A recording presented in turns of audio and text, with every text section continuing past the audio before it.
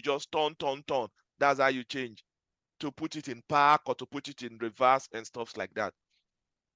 Whichever configuration the car comes with, if you know how to drive, just get in the car, get to know where the buttons are, how these things have changed in the new car, and then you can drive it.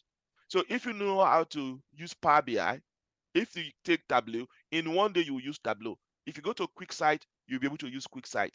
If you go to ClickView, you will use ClickView. If you go to and then any other one, you will be able to use it. So we're going to do Power BI, and I hope we can touch Tableau. Then on the day we are doing cloud technology, I'm going to be taking cloud in one of the night. We're going to build a data pipeline and talk about cloud, and then we'll also use QuickSight, very, very small. We just touch on QuickSight so that you know that we have different tools we use for visualization. This is something I saw somewhere from the internet, and it gives me a good idea of visualization to choose when I want to do stuff. If I'm looking for distribution, I can think about this. If it's comparison, I can do this.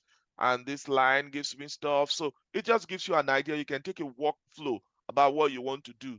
If I'm looking for outliers, there is no box plots here. But if I was trying to look at outliers, this scatter plot can help me as well. But I would rather use a box plot. There's lots of visualization you can use, depend on the use case for what your problem really is. Now, the last thing I want to talk about is from last week's session, we talked about data quality, data cleaning, where data they are not clean. So whenever you're working, there are lots of problem with data.